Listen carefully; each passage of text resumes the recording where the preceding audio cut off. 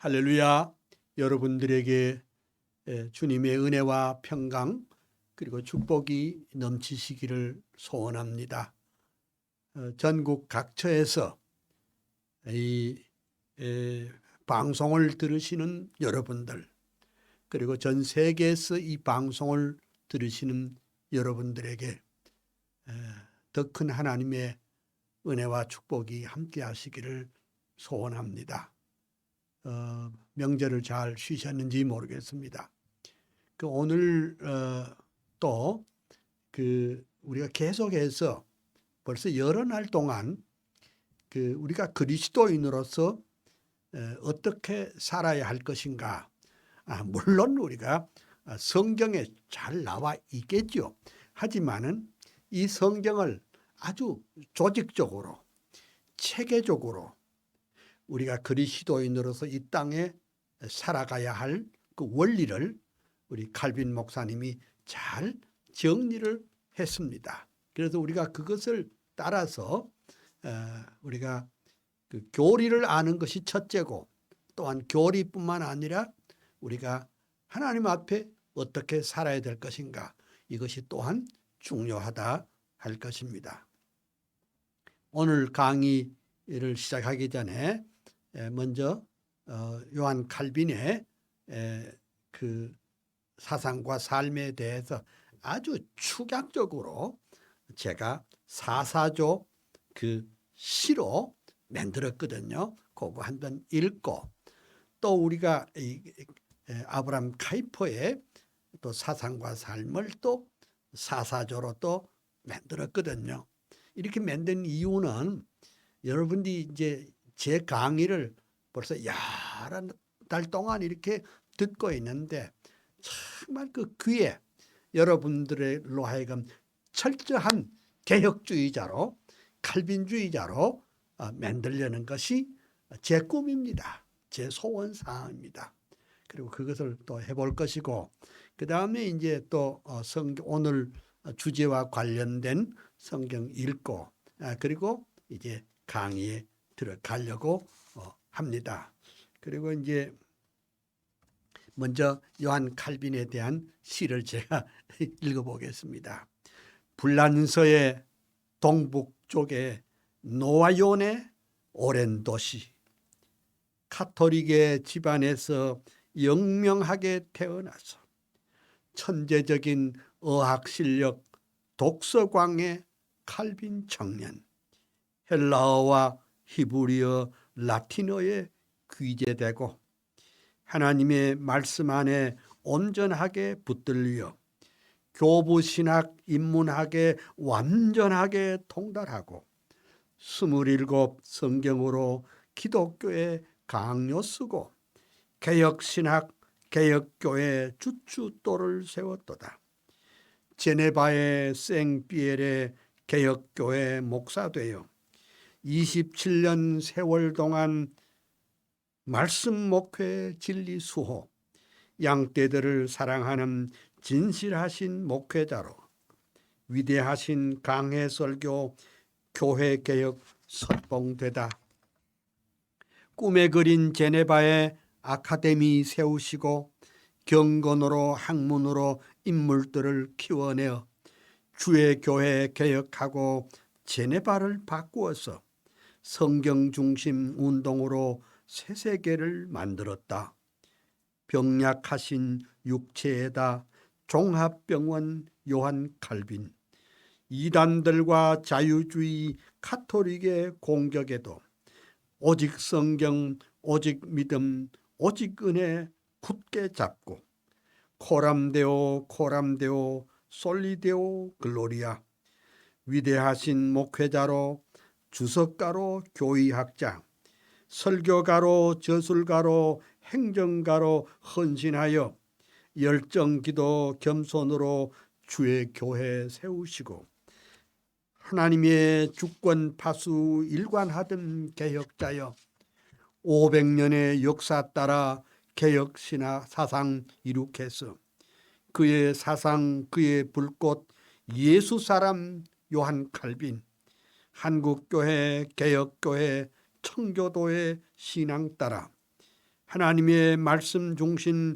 교회 중심 전통이여 개혁주의 사상으로 정통교회 세우면서 영혼 구원 진리 파수 개혁신앙 보루되어 예수 한국 복음 통일 민족 구원 완수해서 칼빈주의 사상으로 세계 선교 이룩하세. 아멘. 아이고, 여러분들이 이제 이걸 거의 다 아마 외우신 줄로 알고 있는데, 이제 카이퍼의 또 시를 또 읽어보도록 하겠습니다. 아브람 카이퍼가 가신 지도 100년이요. 작은 나라 홀란드에 목사들 태어나다 25세 칼빈 연구 최고 학자 신학 박사 26세 목사 되어 첫 번 목회 시작하다 베이스트 목회 중에 역사적인 칼빈 부흥 우트레트 암스테르담 대형교회 목사 되니 칼빈주의 화신으로 인본주의 대결하고 교회개혁 챔피언인 목회자요 교수였다. 불꽃 같은 대설교자, 성령사람, 말씀사람, 정치가로 당 총재로 상원의원 수상되어 하나님의 주권 중심 나라 위에 동분서주 세상 문화 바꿔버린 작은 거인 카이퍼여 일간지와 주간지에 50년간 편집하고 끊임없이 칼럼 쓰고 논문들을 쏟아내어 200권의 저술 남긴 위대하신 다작가여 10개 머리 100개 손 하나님의 일꾼이여 프라야 대학교의 총장으로 취임 시에 영역주권 사상으로 세계관을 정립하여 교회, 정치, 경제, 사회, 문화교육, 예술학문 그 중심에 그리스도 왕이 되게 하시었다. 솔리데오 글로리아 오직 예수 오직 성경 큰 소리로 평생도록 뜨겁게 외치더니 교회개혁, 사회개혁, 정치개혁, 문화개혁 칼빈주의 부흥시킨 대학자인 카이퍼여 한국교회 모든 목사 모든 장로 성도들아 카이퍼의 칼빈주의 영역주권 사상받아 이원론적 세계관과 번영주의 그만두고 예수 한국 복음 통일 말씀으로 이룩하세. 자유주의 인본주의 합리주의 대결에서 칼빈주의 부흥운동 최전방에 전사되어 한국교회 한국사회 새로운 꿈 심어주고 카이퍼의 칼빈주의 더욱 불타오르리라. 아멘. 까지 또 우리가 읽어봤습니다. 어떤 사람은 이런 말을 해요. 아니 성경이면 됐지 뭔 또 칼빈 신학이고 칼빈주의고 또 뭐 칼빈 사상이고 뭐 그거 이런 사람도 있습니다. 근데 우리가 알아야 될 것은 우리가 칼빈주의를 그렇게 보수하는 이유는 칼빈과 카이퍼가 그리고 칼빈주의가 성경을 최고의 권위로 생각하고 오직 성경의 신앙을 갖고 또 성경으로 잘 풀이한 것이 바로 칼빈이요 카이퍼이기 때문에 우리가 이것을 지금 배우고 있습니다. 그러면 이제 오늘 그 갈라디아 6장 1절에서 10절까지를 오늘 우리가 우리 그 강의와 또 관련된 그 성경을 읽어보도록 하겠습니다. 갈라디아 6장 1절을 다 찾으시면 좋겠네요. 형제들아, 사람이 만일 무슨 범죄한 일이 드러나거든 신령한 너희는 온유한 심령으로 그러한 자를 바로잡고 네 자신을 돌아보아 너도 시험을 받을까 두려워하라. 너희가 짐을 서로 지라. 그리하여 그리스도의 법을 성취하라. 만일 누가 아무것도 되지 못하고 된 줄로 생각하면 스스로 속임이니라. 각각 자기의 일을 살피라. 그리하면 자랑할 것이 자기에게만 있고 남에게도 있지 아니하리니 각각 자기 짐을 질 것임이니라. 가르침을 받는 자는 말씀을 가르치는 자와 모든 좋은 것을 함께하라. 스스로 속이지 말라. 하나님은 만울이 여김을 받지 아니하시나니 사람이 무엇으로 심든지 그대로 거두리라. 자기의 육체를 위하여 심는 자는 육체로부터 썩어진 것을 거두고 성령을 위하여 심는 자는 성령으로부터 영생을 거두리라. 우리가 선을 행하되 낙심하지 말지니 피곤하지 아니하면 때가 이름에 거두리라. 그러므로 우리는 기회에 있는 대로 모든 이에게 착한 일을 하되 더욱 믿음의 가정들에게 할지니라. 아멘. 네, 끝까지 보았습니다. 오늘 우리가 공부할 것은 우리 교재 117페이지를 제가 보겠습니다. 교재 117페이지요. 117페이지요. 예. 떴나요? 예. 예. 예. 맞습니다. 우리가 이제 계속해서 우리가 그리스도인으로서 어떻게 살아야 할 것인가 여기에 대한 칼빈의 입장을 쭉 조사를 하고 있습니다. 제가 지난주에 힘주어서 말한 것이 여러분 기억이 나는지 모르겠습니다. 그러니까 우리가 참 그리스도인으로서 기독교적인 예수 믿는 사람으로서 우리가 바로 살려면 어찌하면 되는가? 그것은 가장 중요한 것은 역시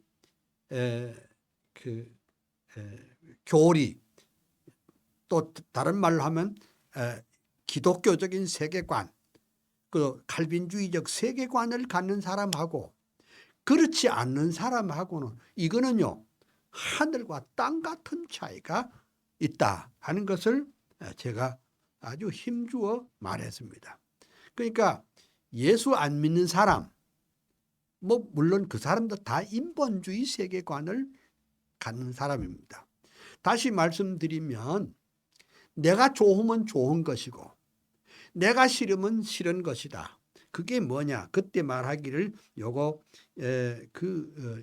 인간의 타고난 선과 완전성을 믿는 이런 인본주의 사상. 근데 우리가 이제 이 세상에 기독교 교파도 많잖아요. 이 세상에 신학자가 얼마나 많습니까? 한국에도 신학자가 엄청 많고 전 세계적으로 신학자가 엄청 많습니다. 근데 그 신학자들 가운데는 우리와 뜻을 같이 하는 개혁주의 신학자들도 있지만은 그 껍데기는 설교자요. 그 껍데기는 신학자이지만은 그 바탕의 내용이 뭐냐? 인본주의적인 세계관을 갖는 사람이 많습니다. 아니 인본주의 신학은 그건 말하자면 이걸 우리가 흔히 말하기를 자유주의 신학이야. 또는 현대주의 신학이라 이렇게 말을 하는데 그 사람들의 그 세계관은 뭐냐? 하나님을 인격적이고 유일하신 천지와 그 가운데는 만물을 창조하시고 또 뿐만 아니라 그리스도 안에서 우리를 속량하시기 위해서 그 위대한 그 구속 사역을 하신 그 구속주 하나님, 그리고 그 심판주 하나님에 대해서 부인합니다. 그럼 뭘 믿는가? 기독교에도 뭐 그럴 만한 좋은 게 있고, 불교에도 뭐 그럴 만한 좋은 것이 있고, 모슬렘도 좋고, 그러니까 이렇게 하는 그 종교다원주의 신학을 가진 분들이 이 세상에는 참 많습니다. 그러면 우리 성도들 가운데도 뭐 그런 사람들이 참 많아요. 왜냐하면은 그냥 뭐 아무거나 종교를 갖는 것은 좋은데 뭐 그중에 교회 가서 예배 드리는 것이 참 좋겠다, 이런 식으로 믿는 것은 잘못된 것입니다.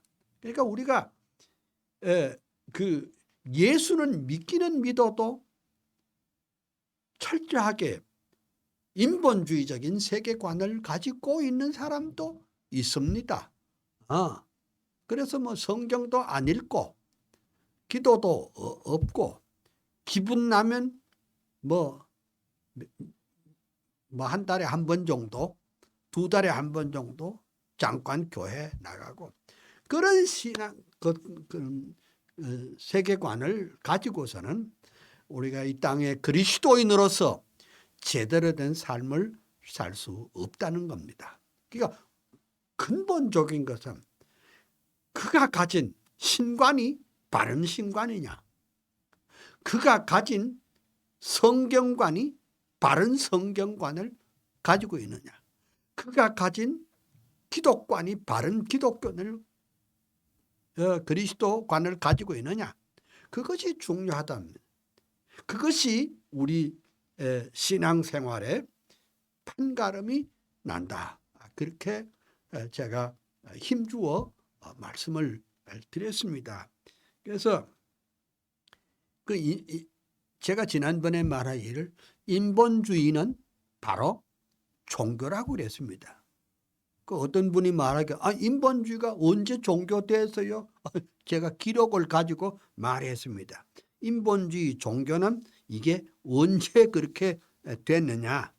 1961년에 미국 대연방법원의 판결문에 인본주의는 종교라고 그랬습니다. 유교를 믿는 사람은 매주일 모이는 거 아니잖아요. 유교도 종교고 공산주의도 종교인데 인본주의도 종교라, 그렇게 했습니다. 그런데 이 인본주의 세계관이 한국에 지금 널리 퍼져 있습니다. 그것을 교육이란 이름으로, 철학이란 이름으로, 이것이 그러니까 인본주의는 무신론적인 세계관입니다. 이 세상에는 인간이 곧 신적 존재이고 인간이 제일 중요하고 하나님은 필요 없다, 이런 식으로 생각하는 것이 인본주의 세계관입니다. 다시 말씀드리면은 이 세상은, 우주는 그냥 스스로 어쩌다가 있는 것이지 창조되지 않았다, 이렇게 믿는 겁니다. 그러니까 이 세상이 창조되지 않았다고 하는 그런 세계관을 가진 사람하고 이 세상의 천진 만물은 하나님께서 말씀으로 창조하셨다고 하는 이 창조론을 믿는 사람하고는 그 삶의 질도 다르고 삶의 걸음도 방향도 전혀 다르다는 것을 우리가 알아야 할 것입니다. 제가 거듭 말씀드리지만은 우리가 정말 그리스도인으로서 어떻게 살아야 될 것인가, 그냥 교회당에 가서 그냥 출석이나 하고 오는 그런 것 말고 정말로 살아계신 하나님, 정말로 유일하신 중보자 그리스도, 그리고 하늘과 땅을 바다를 만물을 창조하신 그 하나님, 그리고 그 하나님을 계시하여 준 이 성경을 옳게 믿는 사람, 뜨겁게 믿는 사람만이 그리스도인으로서 제대로 신앙생활을 할 수 있고 또 윤리적이고 도덕적이고 하나님의 뜻에 합한 그런 삶을 살 수가 있다 하는 것을 우리가 이해해야 합니다. 그래서 제가 지난번에 그것을 특별히 강조를 했습니다. 그러면 오늘은 그 117페이지를 다시 이제 보겠는데요. 그러니까 우리가 그 칼빈이 말하기를 우리가 하나님의 뜻을 따라서 매사에 그 참 아름다운 삶, 즉 절제하는 삶도 살아야 되겠지만은 그 너무 지나치게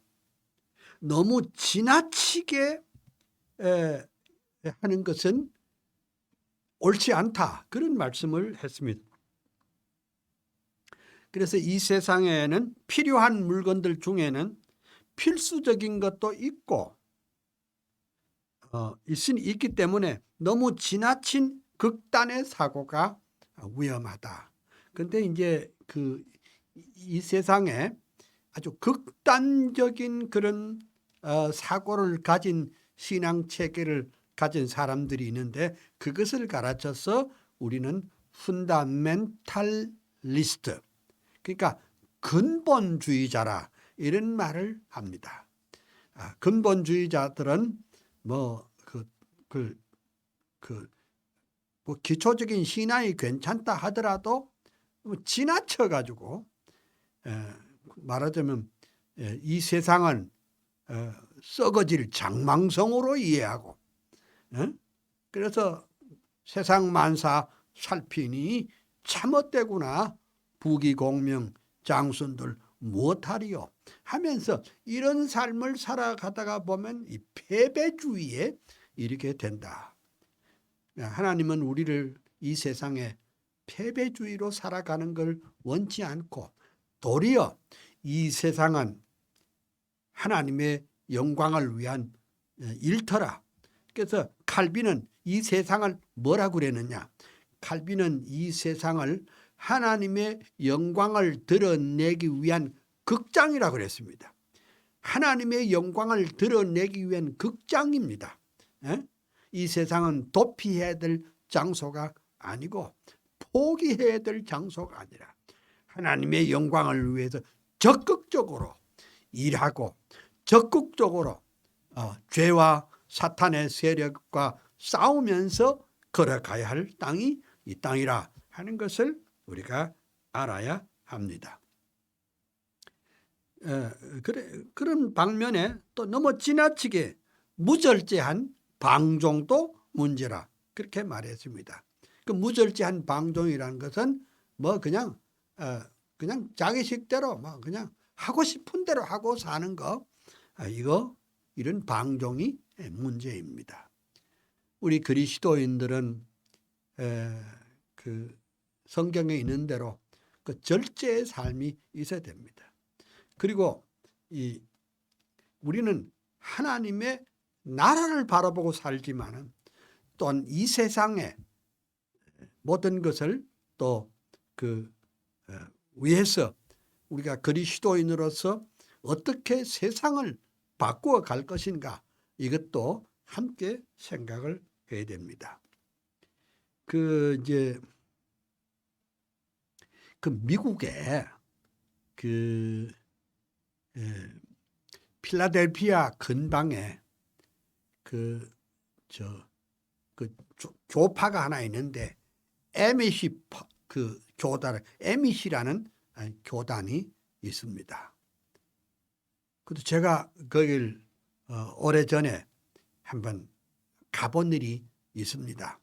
그 MEC는 그들 나름대로의 그 공동체를 형성을 하고 있습니다.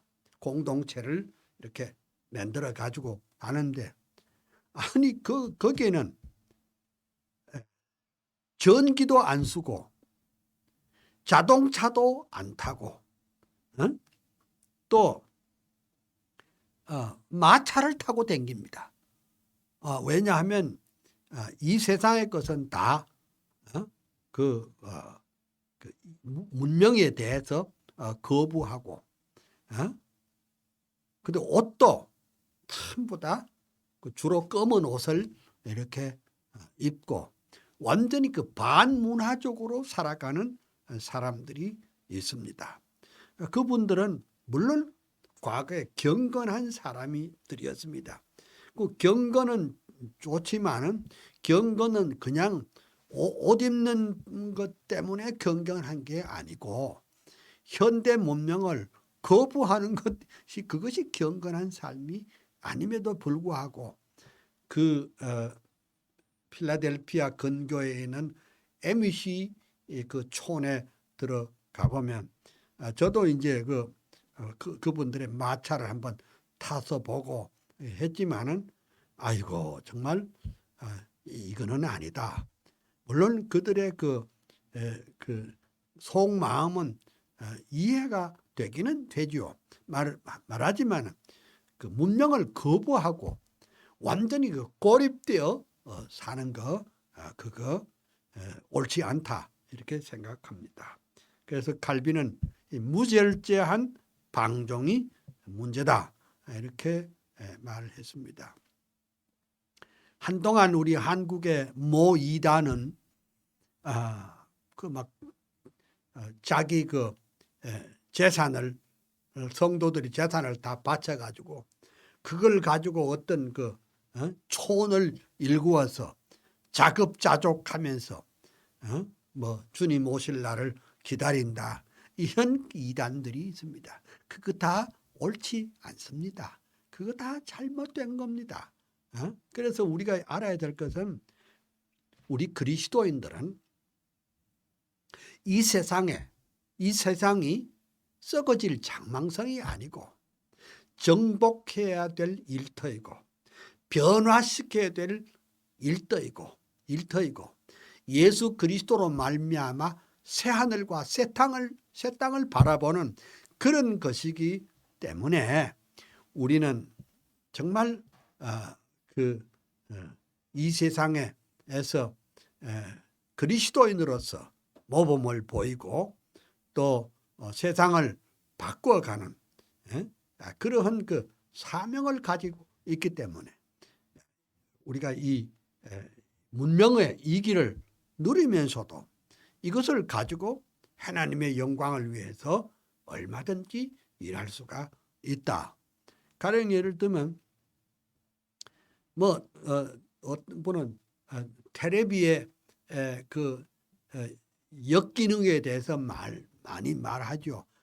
거기는 아주 그냥 퇴폐적인 거 있다.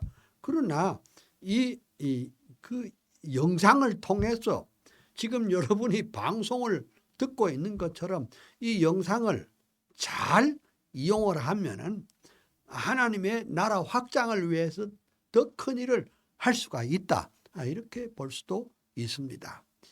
이전에 아브람 카이퍼 박사는 이런 말을 했어요. 이 세상의 전파 미디어를 왜 불신자에게 다 내어주느냐. 이 전파 미디어를 우리 그리스도인들이 이걸 선점해가지고 하나님의 나라 확장하는 일에 앞장서야 된다. 이거 벌써 아브람 카이퍼 박사는 100년 전에 벌써 그렇게 말을 했습니다. 그러니까 예를 들면 이 방송을 듣고 공부하시는 여러분들도 이런 전파 미디어의 이 현대 문명의 이기를 우리가 톡톡히 누리는 것이 아니겠습니까? 그러므로 칼빈이 말한 대로 그 극단의 사고가 위험하다. 무절제한 방종도 문제다.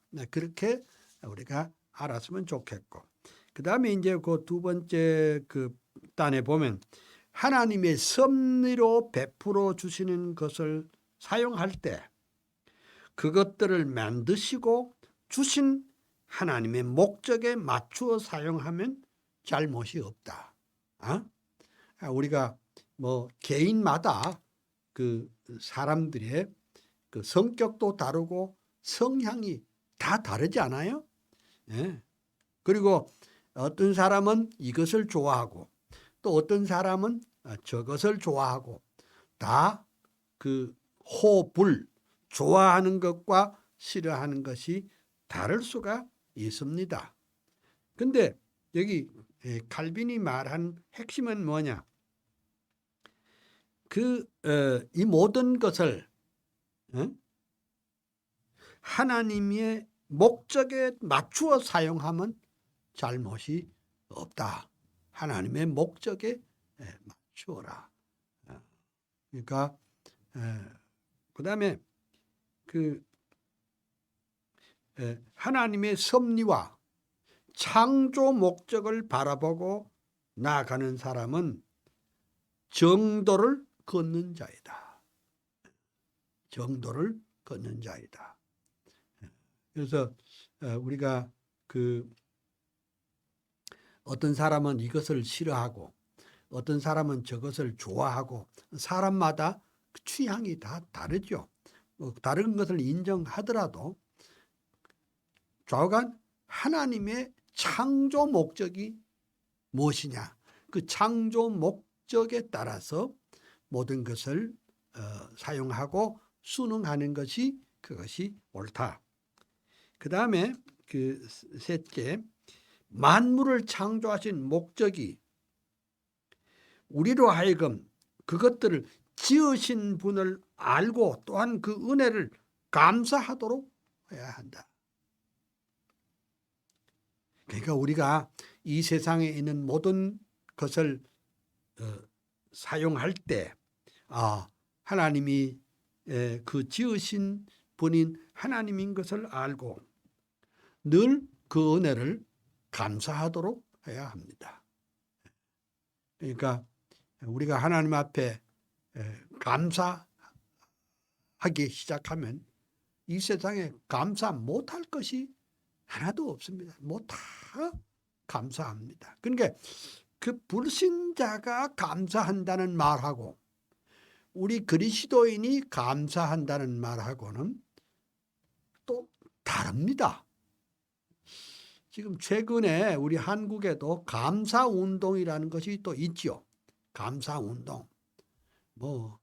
감사하면 마음이 평안이 온다, 기쁨이 온다.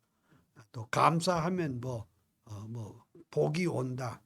그런 얘기들을 많이 하고 좌우한 이게 감사가 얼마나 중요합니까? 그런데 우리가 감사하는 것은 좀 다릅니다.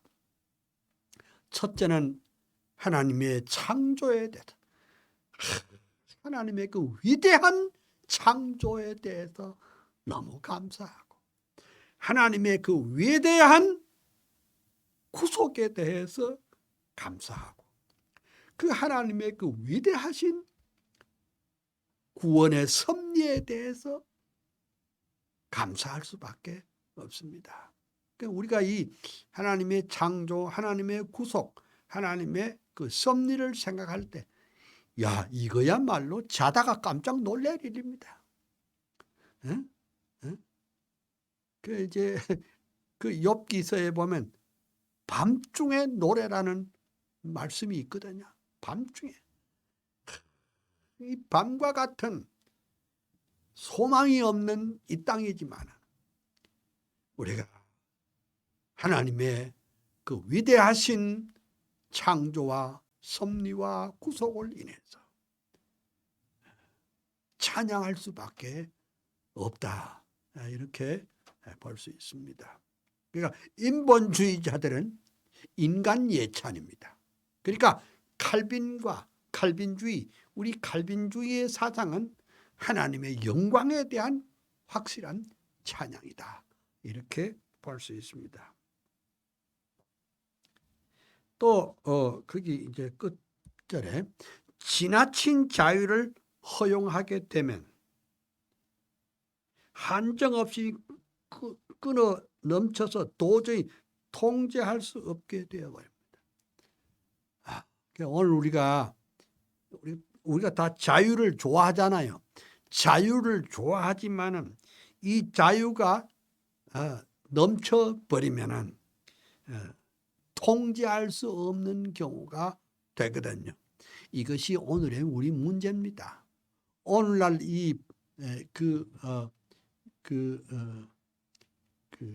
포스트 크리스찬 에이지, 그러니까 기독교 후 시대에 오늘날 이런 말하자면 사상의 배후에는 뭐냐? 인간의 무한한 자유가 중요하다. 그러니까 영어에는 이런 말이 있잖아요. Free is not free. 그러니까 자유는 말하자면 그 대가를 지불해 자유로운 것이 다 자유한 것이 아니다. 이렇게 말하는데 우리는 우리에게 주어진 이 자유의 귀함을 알아야 됩니다. 주님이 말씀하시길 이렇게 말했습니다. 진리를 알지니 진리가 너희를 자유케 하리라. 그러니까 진리가 뭔지도 모르는 사람은 참 자유인이 아니라는 겁니다.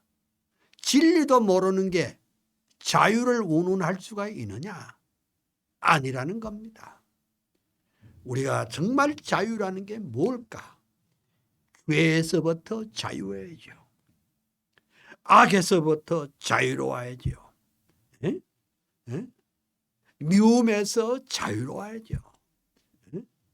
그러니까 우리는 이 참 자유인이 돼야 하는데 그 자유가 넘치면 제멋대로의 그 자유는 그것은 방종이 되고 도리어 자기를 파멸로 몰고 가족을 파멸로 몰고 사회를 파멸로 몰아가는 그런 것이 될 수밖에 없다. 이렇게 볼 수 있습니다.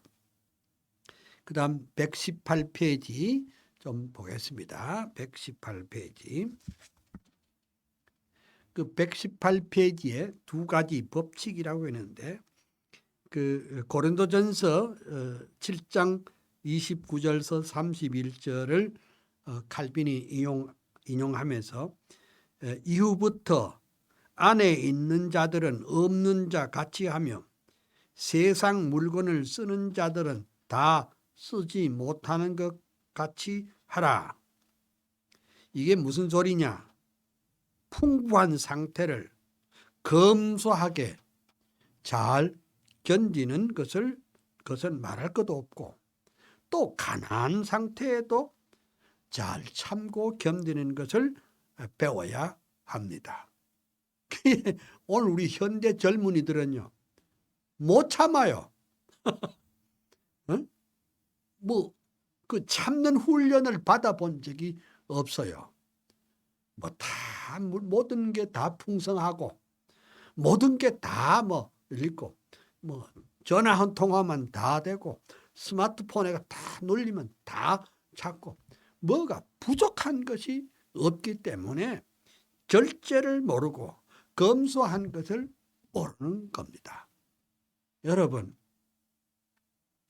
저는요 지금 이 시계는 한 20년 정도 됐지만 우리 집에 또 시계가 또 하나 있습니다.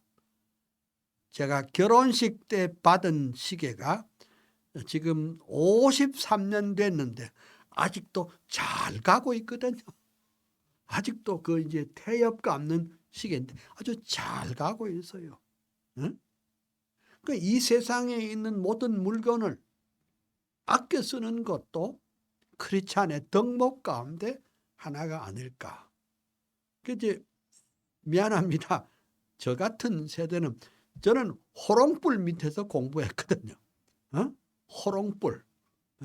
지금 젊은이들은 뭔 소린가 잘 모르겠지만 호롱불 아래서 공부를 했는데, 근데 그때 우리 집은 너무 가난해가지고 호롱불도 켤 수가 없어가지고 이 접시에다가 그 시장에 가면 상어 이게 애라고 해서 상어, 그 상어 애는 기름이 많아요. 거기다가 이렇게 소금을 이렇게 말아가지고 이렇게 하면은 그거 타면서 그 불이 이렇게 불을 비춰요. 마치 이스라엘 백성의 옛날 그 등잔 비슷하게 그래서 공부를 했습니다. 책상도 없습니다. 그냥 제일 쉬운 방법이 엎드려서 공부하는 것이 그렇게 그런 세월을 우리가 보냈어요. 근데 지금은 너무 편하지요. 없는 게 없습니다. 너무 풍부합니다. 그러니까 우리 한국의 젊은이들은 못 참아요. 참을 수가 없어요. 검소한 것하고는 관련이 없어요. 근데 저는 이제 전에도 말했지만 제가 이제 50년 전에 50년 전에 화란 암스테르담에서 공부를 했는데 거기 이제 그 많은 분을 사귈 수가 있는데 그 유명한 칼빈주의 철학자 가운데 행크 헤이츠마라고 하는 훌륭한 참 그 학자가 있었는데 그분이 한국 오면서 뭘 신고 왔느냐? 자기가 평소에 신고 다니던 샌들을 신고 왔어요. 그리고 가방을 핸드백이라고 할 때 가방을 메고 왔는데 그거 언제적 거냐? 자기가 중학교 때 메고 다니던가 자기가 이제 아주 학자이죠. 교수 신분인데 옛날 그대로 가지고 왔습니다. 뭘 다른 사람 앞에 뭘 이렇게 과시할 것도 없고 있는 그대로 겸손한 검소한 그런 생활을 보고 참 놀랐습니다. 저 같은 경우도요. 외국에 나가려 하면 말이죠. 옷 한 벌 맞춰 입고 구두도 맞춰 신고 뭐 좀 그래요. 근데 그 사람들은 너무너무 검소하고 그런 가난한 상태도 참고 견딜 줄 아는 것을 보았습니다. 그래서 칼빈이 여기서 말하는 것은 암만 우리가 풍부하게 살아도 검소하게 사는 것을 배워야 된다. 그리고 검소하게 해서 남은 돈은 주님의 나라와 또 교회를 위해서 선교를 위해서 우리가 쓸 수 있으면 얼마나 좋았을까. 옛날에 우리가 6.25 사변 때 어려울 때 미국에서 원조들이 많이 왔습니다. 옷도 보내주고 여러 가지. 근데 그분들이 보내줄 때 뭘 어떻게 해서 보내주느냐? 이제 집에서 홈메이킹 하는 그런 말하자면 뜨개질을 해가지고 그걸 팔아가지고 그 돈으로 한국에 구호 물자를 보냈던 것을 생각할 수가 있습니다. 우리가 이제 우리 한국은 참 잘 사는 나라입니다.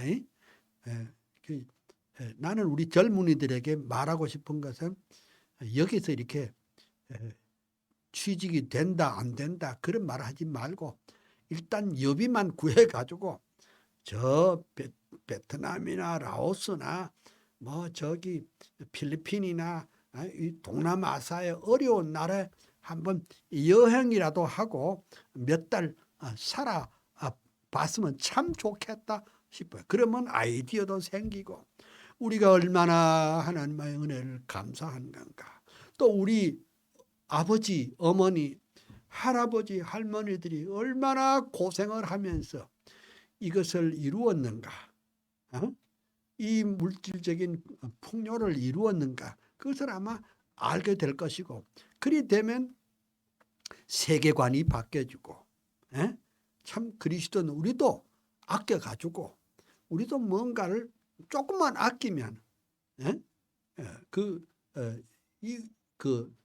이웃 그 나라에 아프리카에 우리가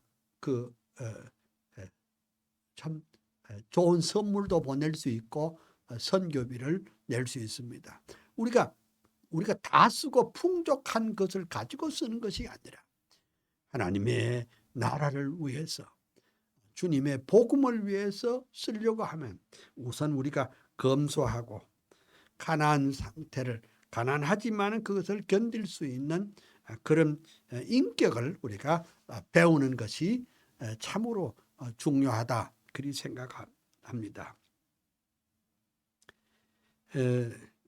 우리가 그다음에 그 덕목 가운데 가진 것이 별로 없는 사람들은 그 궁핍한 상태를 인내로 견디기를 배워서 물질에 대한 지나친 욕심 때문에 고통을 받지 않도록 해야 된다. 그러니까 우리가 참 가난해도 비굴하지는 말아야 되겠고 또 그렇다고 해서 지나친 욕심을 부려서는 안 된다.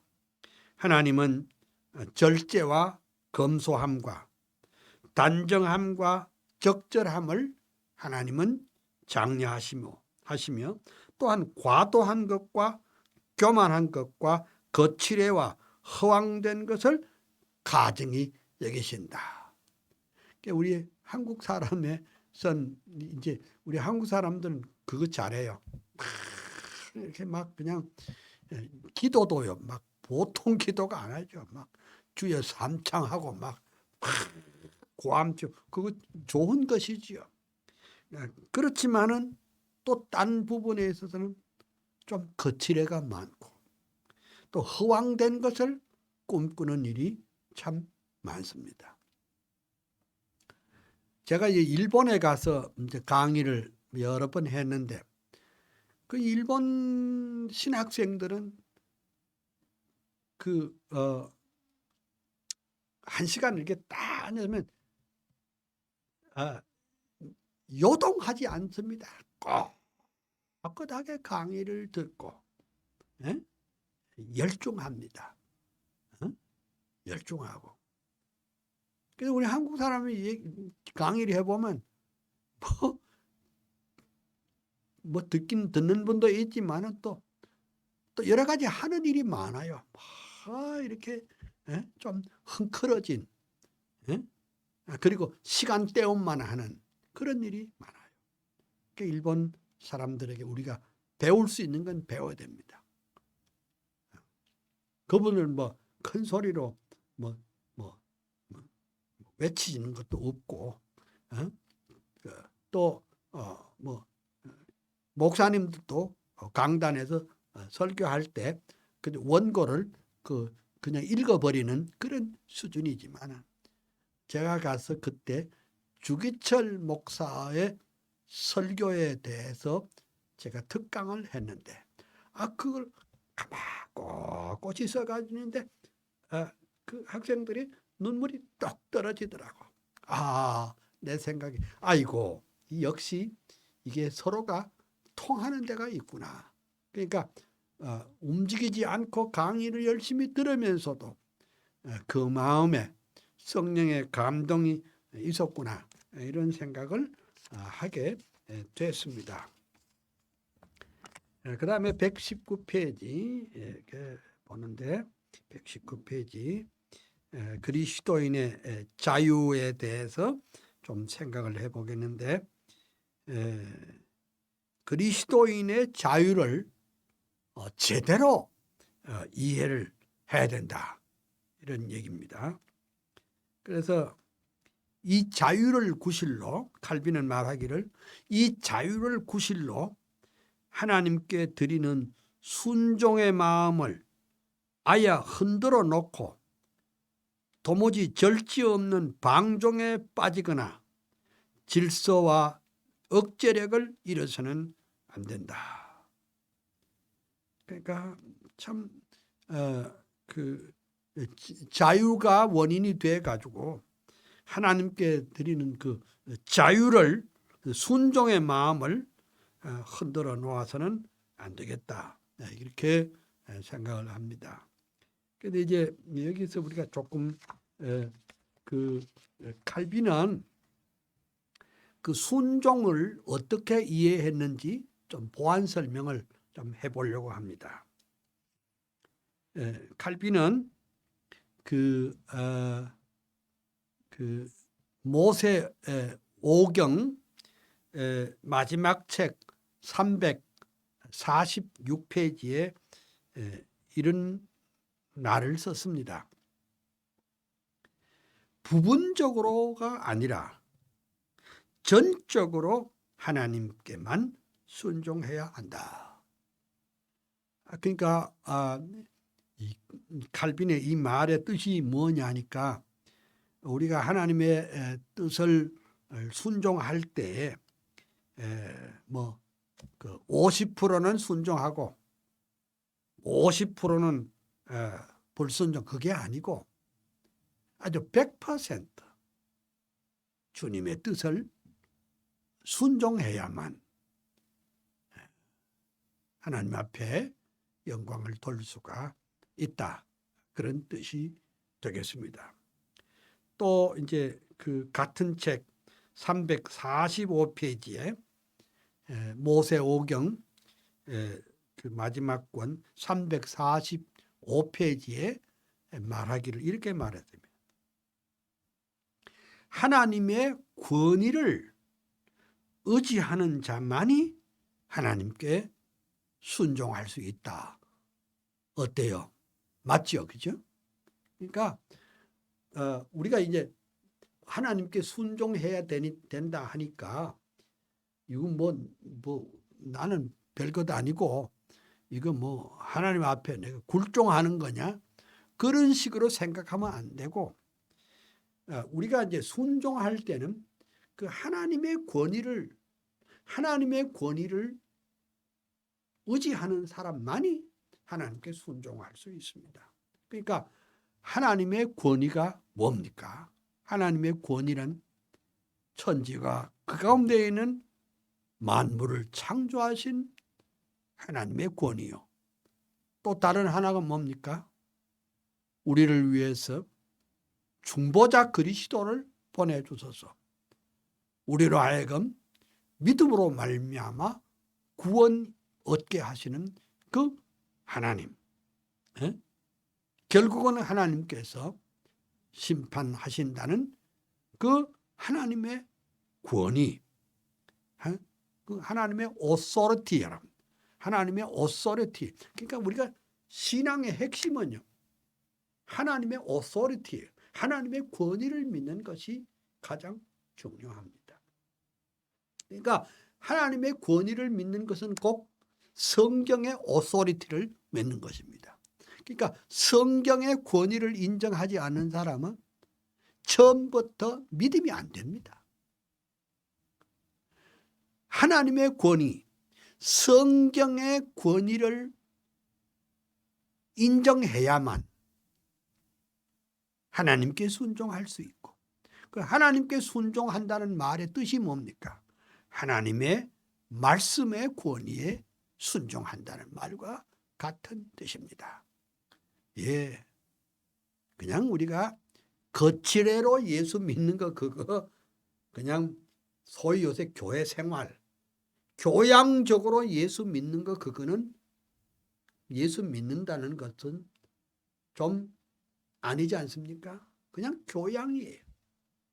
그거 말고 철두철미하게 그 하나님의 오소리티, 하나님의 그 창조의 오소리티, 하나님의 그 구속의 오소리티를 믿어야 하나님을 순종할 수 있고 하나님의 말씀에 순종할 수 있다, 이렇게 볼 수 있습니다. 그리고 이제 칼빈은 시편 4권 485페이지에 시편 주석 485페이지에 뭐라고 그랬냐? 노예적이고 강제적인 순종은 반역과 거의 다르지 않다 그랬어요. 우리가 그냥 막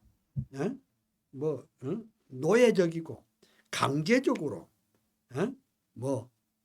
순종한다 그러면 안 되죠.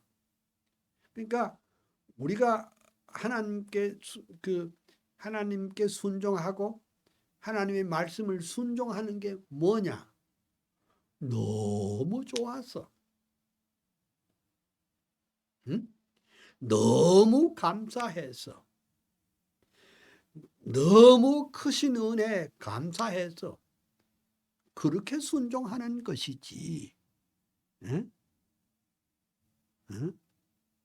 그래야 순종을 통해서 우리 마음에 기쁨과 감사와 은혜가 넘칠 줄 믿습니다. 만약 순종하는데 내 마음이 불편하다면 그거 바로 순종한 거 아니잖아요. 나는 이렇지만은, 내 상태는 이렇지만은 하나님의 명령이 그러니까 순종하겠나이다. 그러니까 기쁨으로 순종해야 하나님이 받으시는 것이 될 줄로 믿습니다. 그 다음에 우리가 하나 생각해야 될 것은 다니엘서 주석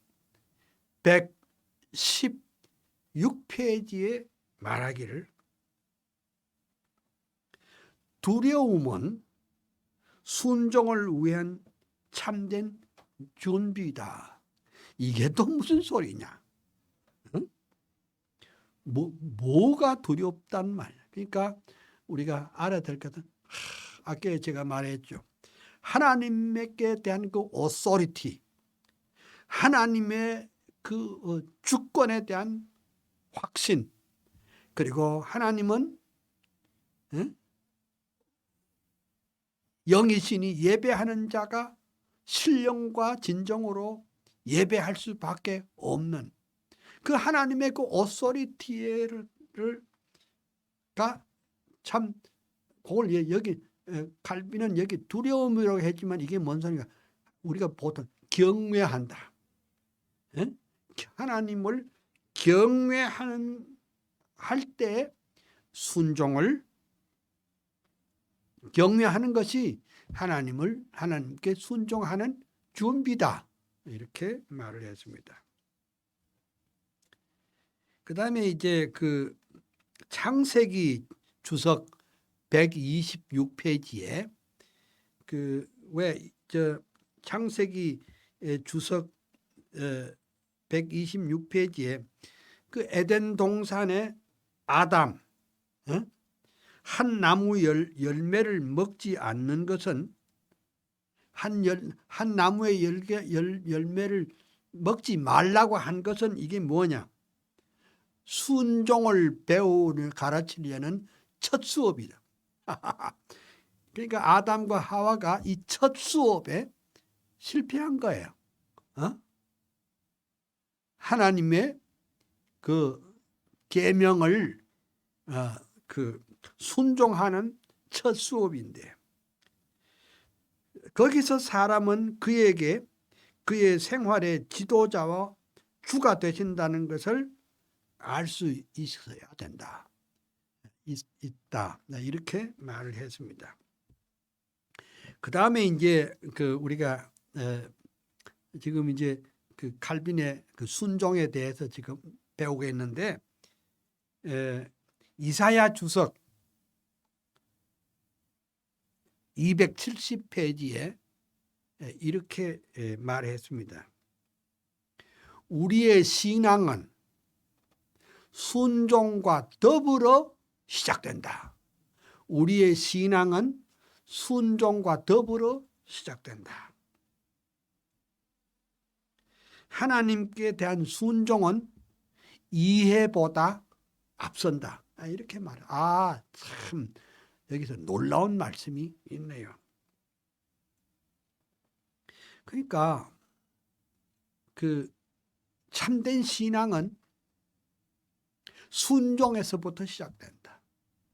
그러니까 내 머리는 이해가 안 되지만은 하나님의 명령이니 순종하겠다는 이런 마음이 이게 중요하다. 이제 빌립이 에티오피아 내시에게 말을 했죠. 가사로 내려가는 길까지 가라. 그러니까 하나님께서 빌립에게 말했죠. 가사로 내려가는 길까지 가라. 빌립의 입장에서 보면 정말 희한하잖아요. 납득이 안 되잖아요. 납득이 안 가요. 왜 가사로 내려가는 길까지 가라는 것인지 이해가 안 됐죠. 그렇지만 순종의 걸음을 옮겨갔습니다. 그러다가 어떻게 됐어요? 도중에 에티오피아 내시를 만났고 거기서 이제 말씀 운동이 시작됩니다. 빌립은 구스 내시에게 이사야 선지자의 메시지를 읽었습니다. 이 글에서 시작하여 예수를 가르쳐서 복음을 전하니라. 그러니까 하나님의 말씀에 순종했더니 놀라운 역사가 나타났다. 이렇게 볼 수 있습니다. 그러니까 순종은 이해보다 앞선다. 그러니까 우리가 생각할 때는 도무지 이해가 안 되는데 어떻게 순종하란 말입니까? 이것이 바로 신앙의 이걸 파라독스라 그럽니다. 이건 신앙의 파라독스요. 이해 안 되기 때문에 하나님 앞에 순종하면 하나님께서 놀라운 역사를 이루어갈 줄로 믿습니다. 그러니까 항상 보면은 내 머리를 믿고 내 이해가 되느냐 안 되느냐를 따라서 순종하려고 하는 사람은 끝내 하나님의 위대한 사랑, 하나님의 위대한 일을 볼 수가 없게 되겠지요. 그 다음에 이사야 주석 390페이지와 391페이지에 또 이런 말씀을 같은 비슷한 내용인데, 신앙이 없으면 순종이 없고, 신앙이 없으면 순종이 없고, 말씀이 없으면 또 신앙이 없다. 이해가 돼요? 신앙이 없으면 순종이 없고 말씀이 없으면 신앙이 없다. 그러니까 그 신앙은 어떤 신앙이 되어야 되느냐? 말씀을 의지하는 신앙. 그 말씀을 의지하는 신앙이 있어야 순종의 걸음을 걸을 수 있다. 그렇게 말을 했습니다. 정말 감사하네요. 참 우리가 이제 어느 교회 소속돼서 뭐 예수 믿는다, 뭐 전도사다, 목사다, 뭐 우리가 이제 이런 말을 하는데 그 제일 중요한 것은 신앙 없으면 순종이 안 됩니다. 말씀이 없으면 신앙이 되지도 않습니다. 그래서 우리가 개혁교회에서 왜 항상 솔라 스크립투라 오직 성경 솔라 스크립투라 솔라 피데 솔라 그라티아 왜 그런 말을 하느냐? 하나님의 말씀을 제대로 알아야 참된 신앙이 있고 참된 신앙이 있어야 순종의 걸음을 옮길 수 있고 순종의 걸음을 걸을 때 비로소 우리에게 넘치는 은혜와 복을 주실 줄 믿습니다. 그러니까 하나님께서 아브라함에게 첫 번 스텝이 뭡니까? 본토, 친척, 아비 집을 떠나 내가 네게 지시할 땅으로 가라. 아이고, 지시한 땅으로 가라 해도 어려운데 지시할 땅으로 가라. 이게 뭔 소리입니까? 아직 분명한 어떤 방향도 없었는데 지시할 땅으로 가라. 그래서 아브라함은 순종의 걸음을 걸었더니 하나님께서 그 아브라함을 통해서 믿음의 조상, 메시아의 조상이 되도록 인류 구원의 큰 출발점을 삼을 수 있도록 하나님이 그렇게 인도하신 것을 알 수 있습니다.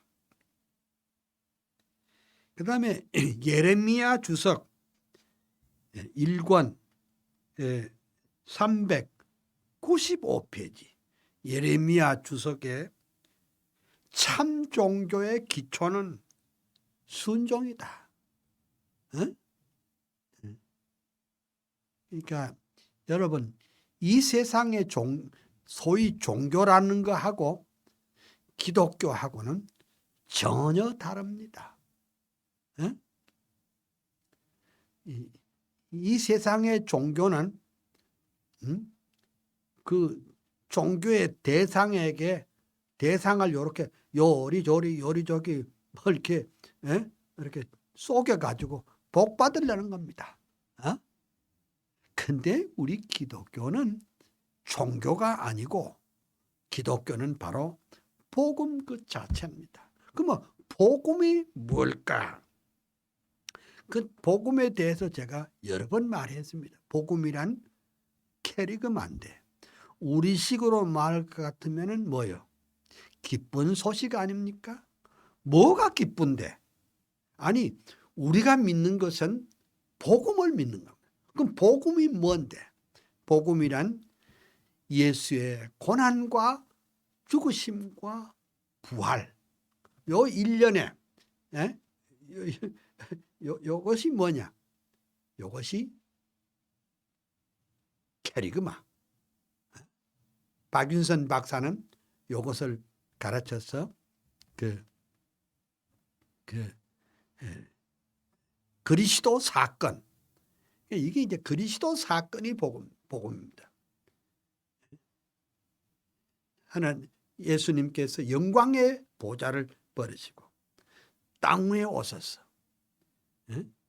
우리 죄를 위해서 고난 받으시고 십자가 지시고 죽으시고 3일 만에 부활하신 이 놀랍고 이 엄청난 사건, 이 복음의 나팔 소리, 이게 신구약 66권의 요게 핵심입니다. 이 세상에 있는 건 모든 종교들은 소위 영어로 하면 wish, 풀필먼트 릴리전 합니다. 그러니까 위시 풀필먼트가 뭐예요? 응? 소원 성취 종교야. 어?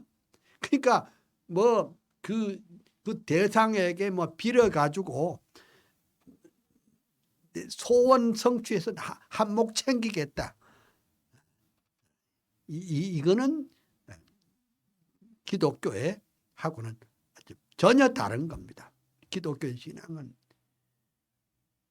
내 편하려고 한 것이 아니라 뭐 얼마 전에 대통령께서 아니 목사님들을 모아놓고 아니 기독교는 마음의 평안을 얻는 거 아닙니까? 에이 그게 뭘 몰라도 한참 모릅니다. 기독교는 우리가 이 하나님께서 계시한 위대한 복음을 통해서 그 복음이 주는 기쁨을 가지고 복음과 함께 고난 받는 것이 바로 우리입니다. 우리는 뭐 이 세상에서 뭐 복 받고 잘 사는 게 우리 목적이 아니라 복음과 함께 고난 받는 것이 바로 우리의 삶의 목표고 일꾼인 줄 믿습니다. 오늘 여기까지만 할게요. 여러분들에게 주님의 은혜와 또 평강, 축복이 넘치시기를 소원합니다. 기도하겠습니다. 할렐루야. 하나님의 크신 은혜, 축복을 인해서 감사 찬양을 올립니다. 이 방송으로 공부하고 있는 주의 종들에게, 모든 직분자들에게, 또 전 세계에 흩어져 있는 모든 주의 자녀들에게 주님 말로 다할 수 없는 은혜와 복을 덧입혀 주소서. 정말로 우리가 이 땅에 살면서 복음을 위해서 복음과 함께 고난의 자리에 이르면서 정말 순종의 걸음을 걸으면서 정말로 절제의 삶을 살면서 하나님의 영광을 위해 살게 하여 주옵소서. 감사하옵고 예수님 이름으로 기도합니다. 아멘.